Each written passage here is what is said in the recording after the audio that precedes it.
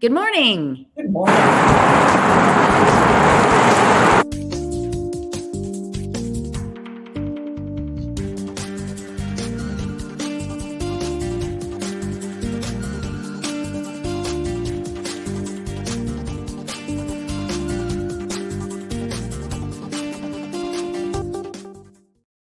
Good morning, everybody. We're going to do the intro now and then a couple of comments. So if this is boring to you, you can fast forward when you catch this on YouTube. Hi, Kyle. Hi, how are you? I'm terrific. I'm Ann Rossley. This is Kyle Harvey. We sell real estate in downtown Chicago, working with Baird and Warner in the Gold Coast office, and we love to talk to you about real estate. Before coming on the air, we were just talking about what we did this weekend, and you were saying how you went to the garden walk in Buena Park. Buena blooms for Brenneman. Okay. There we go, garden walk. And there were some really great houses and great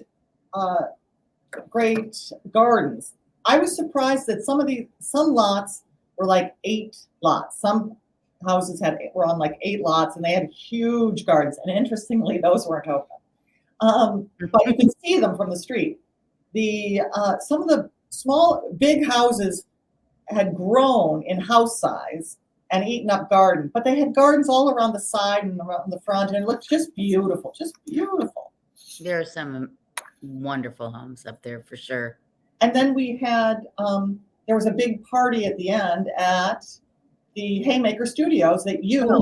Right. Haymaker Publishing. So then we were reminiscing about that because that building, those of you who are familiar with Buena Park or Uptown know the Clarendon, Buena, there's a bus stop there. It's a big corner.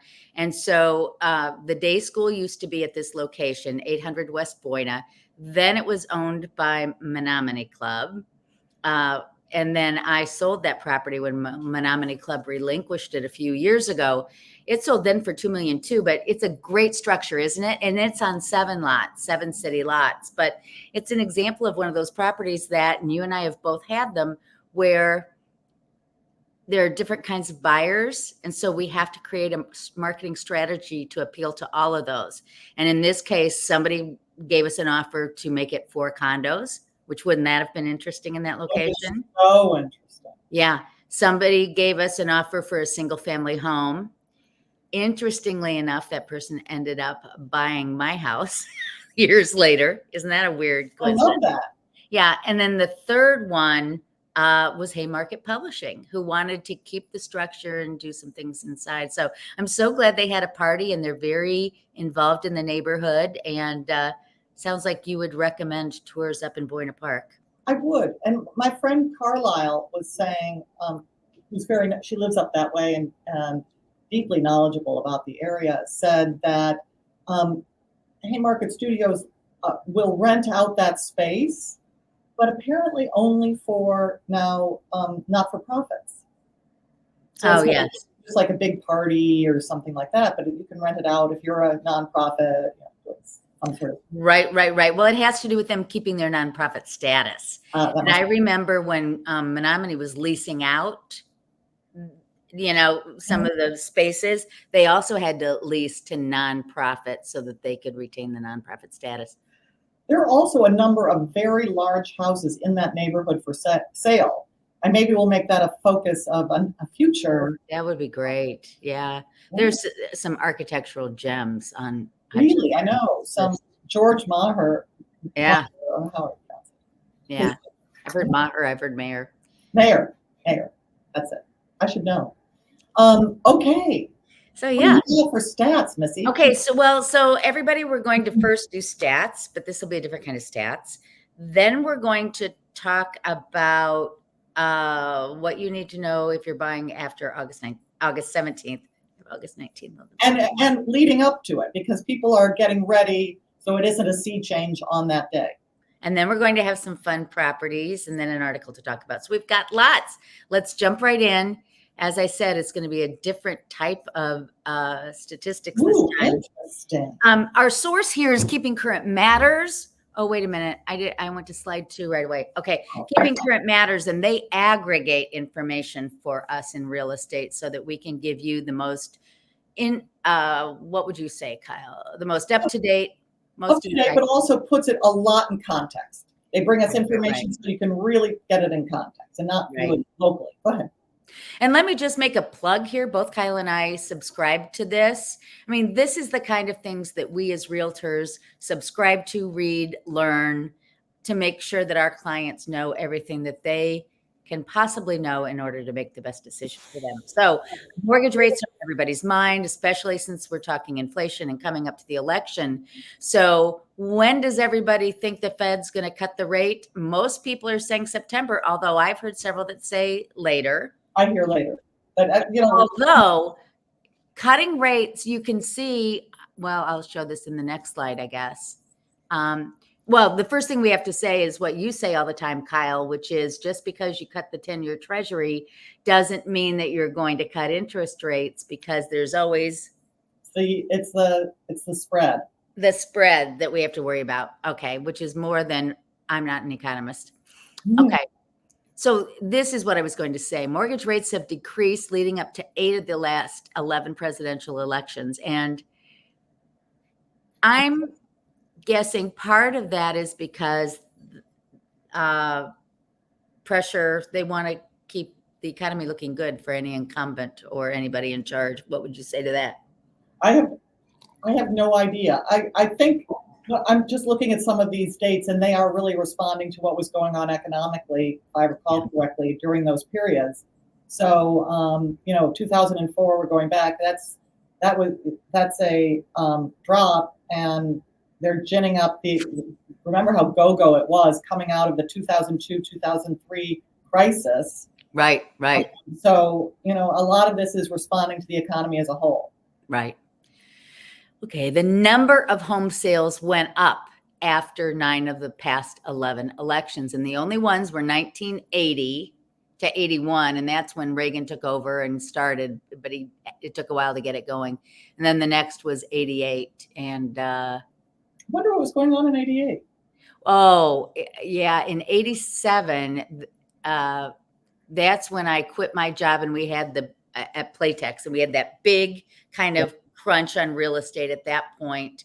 And it carried into 88. And it was really not until like 90 that things started picking up again. So, well, during uncertainty, an election is uncertain. As much as pundits say it's going to be X or it's going to be Y, they're always uncertain. And so people sort of freeze during uncertainty. They just stand still and wait until they have knowledge. Exactly right. And that's why KCM put these slides together, is to show everybody, I have Tom Ferry is another guru that we follow. And Tom's very well connected, and he went to huge players on both sides of the political fence. And he asked both of them, what's going to happen if the other side wins the election?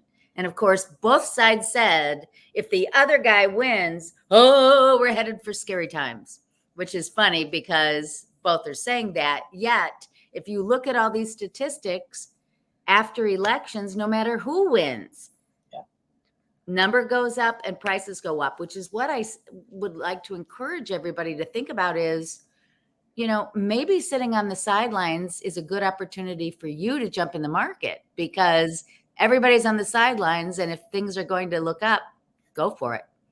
Okay. There's a number of people who are saying, I'll wait till next year. And I'm like, next year I'm going to be busy. Well, that's exactly right. Once these rates come down to 6 or in the 5s, Kyle, what do you think is going to happen? Well, here's the problem. There's still so many people with 3% mortgages that are going to still stay on the sideline. And yet there's all this buyer demand, so much buyer demand. Right.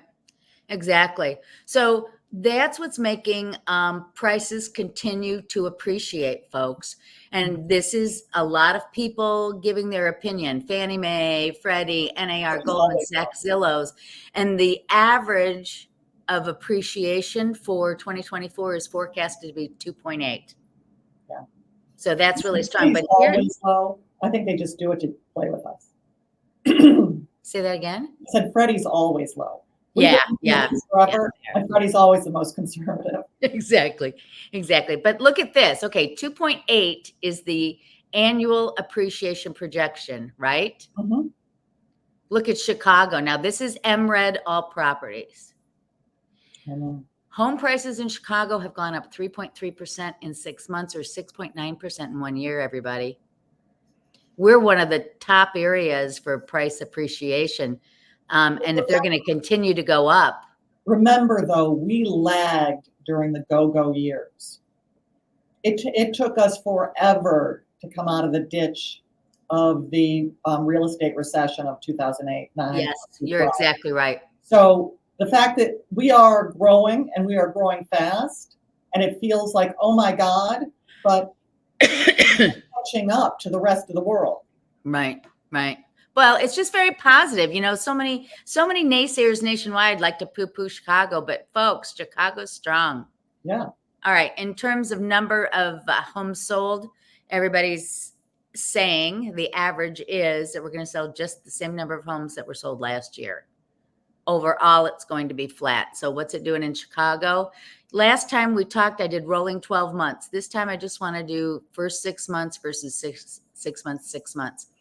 Now, this is what I find interesting. We're basically flat. We're down 3.3% overall, but home sales volume is up. See, so we're slightly down in number, but because of the appreciation, the volume has brought it back to over. So let's look at our lakefront communities. This is the area that we talk about all the time because it's where Kyle and I predominantly work. Okay, let me get rid of our logo so you can see everything. Okay.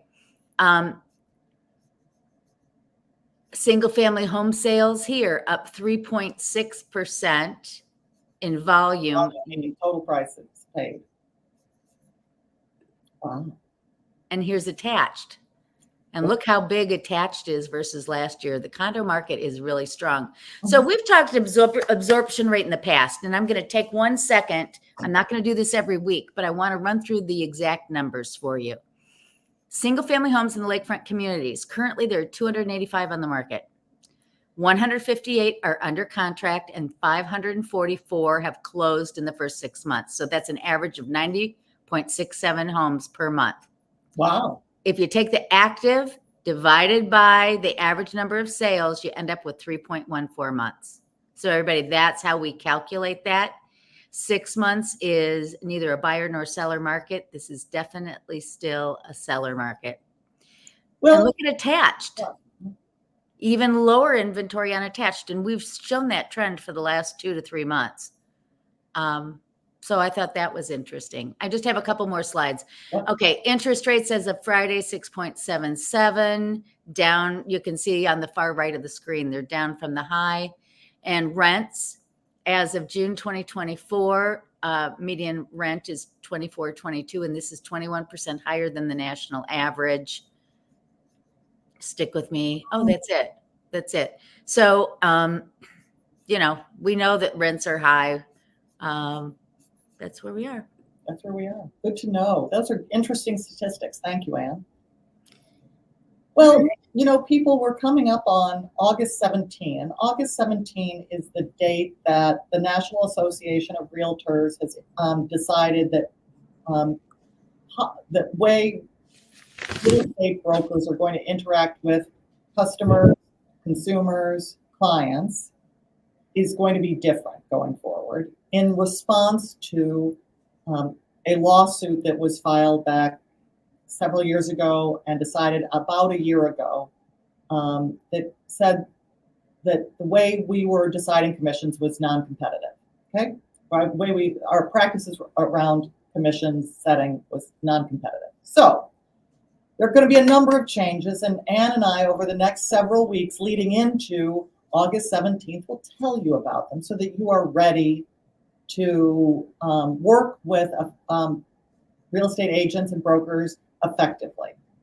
And the first thing we're going to talk about today is, and you may have seen this if you've been talking to a real estate agent in the last several months, is that we are required, and we are requiring our clients to enter into buyer agent agreements, agency agreements, so that there is a formal document that sets forth our duties to you, your duties to us, and how much we will be paid. Now, the policy doesn't say what needs to go into the agreement other than it has to lay out the compensation for the buyer's agent. That's the only requirement. You get to negotiate with your buyer's agent the services, the rate, but the compensation has to be laid out in that agreement. You mean it has to be laid out for the seller? No, I'm sorry. We're talking buyer representation. Oh, the buyer representation. Yeah. It has to be laid out because here's the new rule. Agents cannot be paid more. They can be paid less, but they cannot be paid more than what is laid out in the buyer representation agreement. So an example of that would be, and I'm not telling you what to do, I'm just throwing numbers out there. If you agree that your client, Kyle, will pay you 2.5%, just a number. I'm not saying that's your number, just 2.5. If you stumble across a property where the seller is willing to pay 3% as a buyer's commission, you can't take that 3. You can only go as high as the 2.5. Exactly. And my agreement, so Ann and I work for Baird, and Baird is all over this. They've got this down. And we have agreements written up which lay out what we will do for you, the buyer, for the compensation. So we are offering full representation in exchange for the rate that we set out. That is not to say that a Baird Warner agent or any agent won't agree to fewer services in exchange for a different compensation model. Right. Or more services for a larger compensation model. But ours lays out the standard full service, full support in exchange for the compensation model. And so that's our approach. So, well, one more thing, excuse me. The agreement does not only have to say how much the compensation is, it has to say clearly on it that the amount of compensation is fully negotiable. Okay? Right. Those are the 2 requirements. 1, how much, and 2, a statement that it is fully negotiable. So those are the main things. So you will, when working with an agent, expect that an agent will say, let's sit down and have a consultation before we start. Because here's the thing. We are not allowed under NAR, National Association of Realtor policy, and it's soon going to be a requirement in our MLS. We're not allowed to show you any properties, make a showing appointment until we have one of these written agreements in place. Right. We cannot do work for you until we have one of these agreements in place. So you should expect any agent who's complying with his or her obligation under Illinois law and under NAR policy to ask for a consultation meeting with you before anything starts. Right. Okay. So this is a change. If you have bought property before, you most likely did not enter into one of these buyer agency agreements, although you might have. They were out there. It just wasn't standard practice to use them. The other thing is you are now responsible for making sure your buyer agent is compensated. So one of the things that we're also how deep do you want to get into this? No, one of the things we're also anticipating is forever, the compensation for both the listing agent and the buyer's agent has come out of the pile of money that is on the table involved in the transaction. So the money that has been asked, the price that's been requested from the seller, the amount of money that the buyer has agreed to pay, that amount of money has always been the source of compensation for both sides agents, excuse me. So that is really likely to continue. I don't know. I don't have a crystal ball, but it is likely to continue because that's the money. Right. It's a pile of money. And I love how you say that, Kyle. That's really great, because what happens, everybody, is as a buyer, you would bring your down payment and your closing costs, and then the lender would put in the pot the loan amount. So essentially, you're paying cash with a mortgage, right? You have a mortgage contingency in your contract probably, but bottom line is the lender brings a whole bunch of cash and puts it in the pot, right? So you want to consider that, in a sense, as a buyer, you were already paying the commission. You were. Because the money went into the pot, and the seller's commission is just that much less that the seller takes away from the transaction. So now two things are going to happen. You as a buyer are going to have greater control because you'll have this conversation. For those of us agents who have been doing this for lots of years, it's a little bit different in the sense that we have to have this conversation and the loan officer should be involved in all that stuff. But really, it's the same. The money flows through the transaction. And we as agents, as buyer's agents, Ann and I both represent sellers and buyers, but when we act as buyer's agents, we will work to make sure that you do not have to bring fresh money to pay us, separate money to pay us, but instead that the money that pays us as your agent comes out of the pile of money on the table involved in the transaction. Right. It doesn't mean it will always happen, but we will make every effort to make that happen. And you will only then be responsible for any amount between the amount of money that the parties agree comes out of the pile of money on the table and the amount in the contract, if any. But here's also a point. We will never get one more dollar, as Ann made clear, and it is set forth in that contract. So it's never going to be, well, then here's an extra few more dollars for us as agents. No. Right. That's you are allowed to do something else with us if that is your choice, but it's actually with the brokerage. But that is entirely separate and not part of our compensation. So I think this is going to do a couple of things that are very positive. First of all, we kind of had the conversation before that we work for you and not the seller. But you know what? There were some not so above board agents who perhaps were so interested in getting a transaction put together that they might not have been looking out for your best interests. I think now we're going to have better educated buyers. It's going to be very clear what the responsibility of a buyer's agent are. That's only going to make it better for you as buyers that the agents are working for you to get this done. So there will be an opportunity to negotiate a retainer option too for an agent. And you as a buyer may see an agent ask for that. And that's totally within the scope of a buyer agent's agreement, because working with a buyer, just like working with a seller, we don't get compensated until the property closes, unless a buyer's broker enters into some kind of retainer. But do you think that's likely? It depends. I have a number of buyer clients who are like, you know what? I'm too flaky. I want to be able to back out. I want to be able to back out. I'm like, that's fine with me. I get paid at the end. This is how I'm used to working.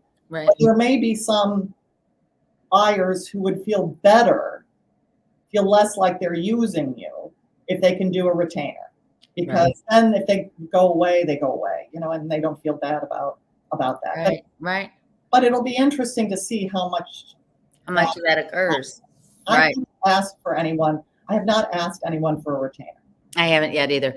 So next week we should talk about what a buyer's agent's responsibilities are, and as a buyer, what you should expect from your buyer's agent. What do you think? Is that good? And here's one last thing that I'm going to end on. Okay. Ann and I are both listing agents too. I'm dreading having somebody come, having a buyer without an agent come, because there will be some people who are like, I can do this. How hard can it be? Or I really, really dread that. So your agent, as Ann and I will go over next week, really does do things that are enormously helpful to your success in purchasing the property that you want to buy. Anyway, next, what do we got now? Well, we have the article and we have your how fast will it sell. What would you like to do? Let's do how fast will it sell. Okay. Okay, so let's do number 1 first. Single family home edition. Here we go. Hold on. I'm allowed to do that. So 558 West Fullerton is this beautiful house. It's on the market on the part of Fullerton that is so leafy green and beautiful. It is on the market for $2.290 million. And it's one of these just glorious, it faces south, and it's just this beautiful house. So I looked at these slides last week, and then we were not available because Ann was traveling. She couldn't do it. She was on a plane. I'm sorry. So we redid it. This has been on the market for 11 days, but I would not be surprised if it goes contingent this week. So look at this pretty house. I mean, it's got pretty outdoor space. It has two exterior parking spaces. Wait till you see the parking. So I just thought this was pretty. And I had to show you the downstairs bar because I do that. The downstairs bar, gotta love a basement bar. Yes, interesting. Is this a short lot? They put they didn't want to waste any space with the garage, and so they put the deck on top of this. This lot is it is a short lot. It's 111 feet. Yeah. It's Fullerton. They've got that alley behind it. So it is interesting though. How many people spending close to 2-3 are happy with a carport? This will test. That is the one thing that is different. So I'm going to remove this from the stage, and you're going to give me the next one. So they bought that these people bought that house in 2000 for $638. So the theme of these houses was they were purchased for little money and glammed up. Okay. And are now selling and are good and are now selling for a lot of money. So I have people who are like, I bought it for, $1 million. I didn't do anything. And why is it only worth $650,000 now? And the answer is because you didn't do anything. You didn't do anything. And you didn't even maintain it. Written hard. So this house went under contract on Sunday. Oh, wow. So this, so after 13 days on the market, this was on the market, and I knew as soon as I saw it, I'm like, that's going fast. This is on the market in Lincoln Park on Wayne, a cute street, for $1.725. And my guess is this is going to go close to it. This was last sold in January 2022, so 2 years ago, for $1.35. So, so they redid. So this is the entry. They put in this. I have some before and afters. Oh, good. I love that. I love before and afters. I think I did some before and afters.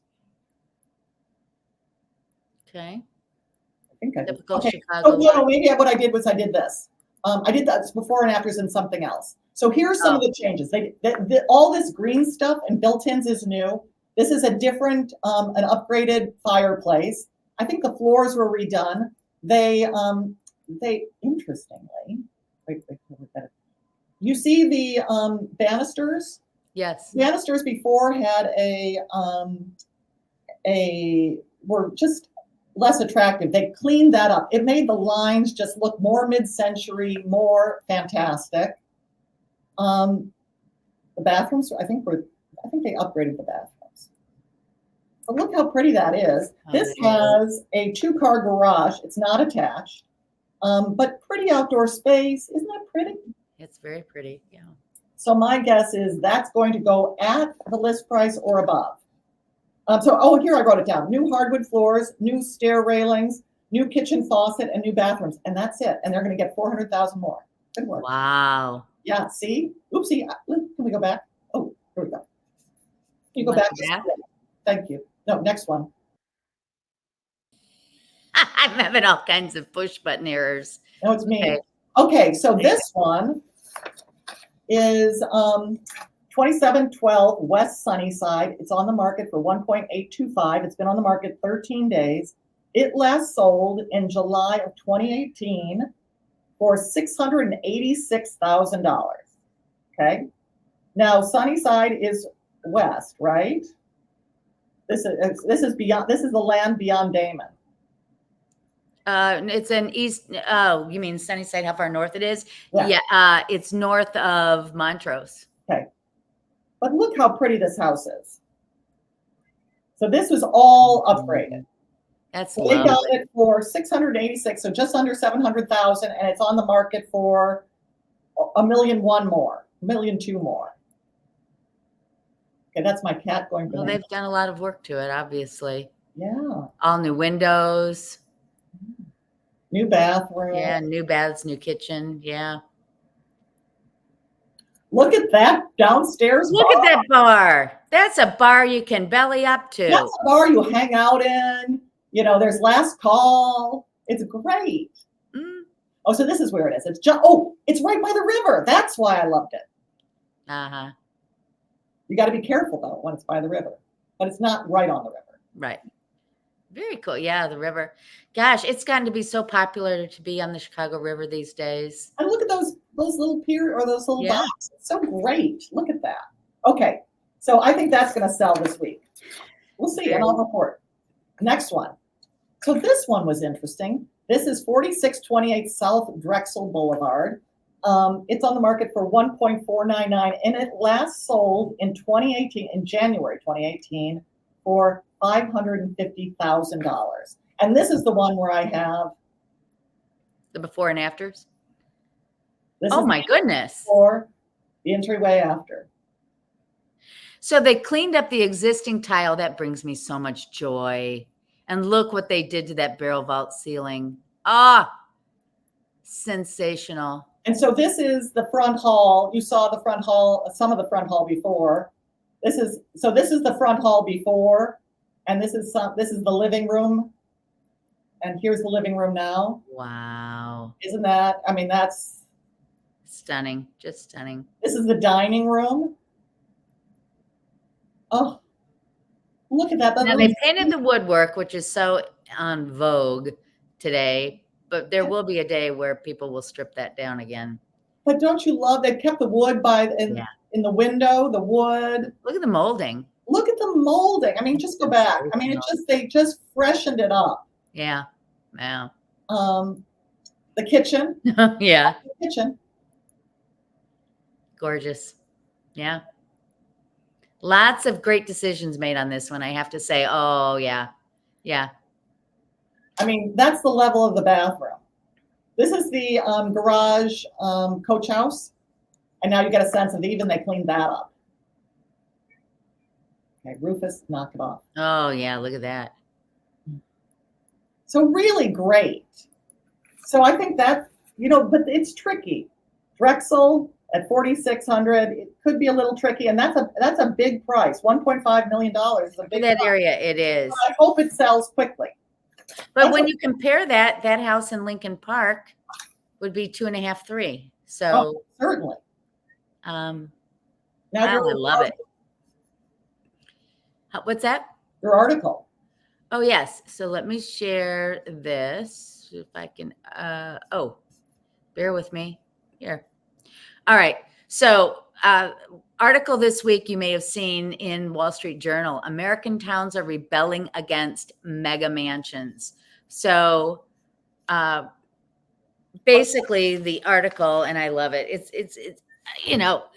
It's more of an opinion piece than it is straight news. You read it too, Kyle. Basically, E.B. Solomon this week says that everybody's up in arms with these mega mansions being built. And they talk about, mega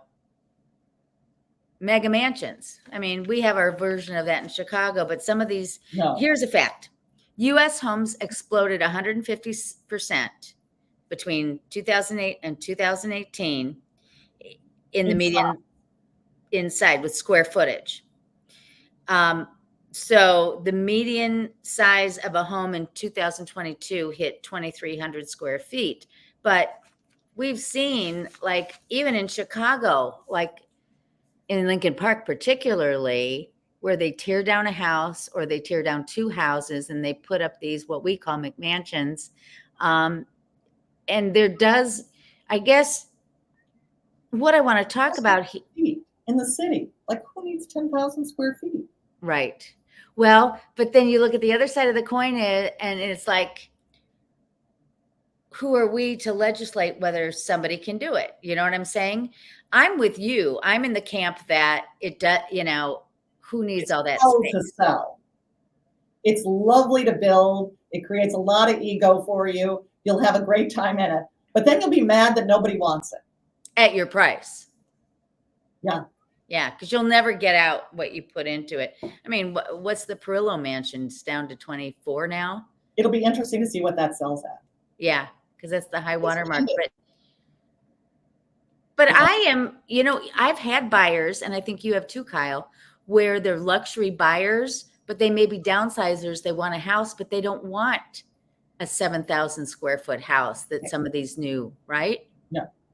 This is my downsizer. I have to have the exact same amount of space. I just want it in a doorman building. Yeah. Well, but I've had some. Like, I had a house that I sold on Clifton a couple years ago. People came from a 6,000 square foot home in Wheaton. Yeah. They wanted a small house. They didn't want to do a condo. And the house probably has 2,400 square feet, which to them is small, but, but coming from 5,000. That's chaotically small after 6,000. And it's very difficult to find a nice house that's 2,400 square feet in Lincoln Park. They just don't exist because everybody continues to build. Yeah. Most of them will be, torn down. So, I mean, it's an interesting conundrum. As a fair market gal myself, I'm not big into legislation, but as an historic home buff, I think that's where I jump into the fray and say, yeah, it's a big home, or yeah, it's a small home, but don't tear it down. Well, to be fair, this article is talking about communities that have zoning restrictions on building big box stores, and so like a Costco or yeah. And some of these houses in these communities are 40,000 square feet. They're not 10,000 square feet. They're not 15,000 square feet. They're the size of a big box store. And so the towns are like, if we're prohibiting Costco at 10,000 square feet, why are we allowing a 40,000 square foot single family home? If you can't have a store, if you can't have a Costco, how can you have a house that's the size of a Costco? Right. That's what's going on in that. And you go to these places like LA or the Hamptons and you see these huge, huge homes. I don't know. Anyway. So it's just interesting. And we bring you the fun, we bring you the news. So. Right. Okay. And I just want to say one more thing about historic. I mean, there are historic parts of the city that want a down zone. So you can't. Well, that's stupid.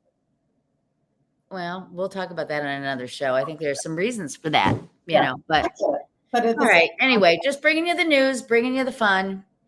Sounds good. So next week, we're going to do the same kind of thing. We're going to talk about stats again. We're going to talk about the next in the series of Buyer Brokerage, August 17th. And we're going to find a few more basement bars. Yes, we are, because we love. That's right. Have a great week, everybody. We'll see you next week. Bye-bye.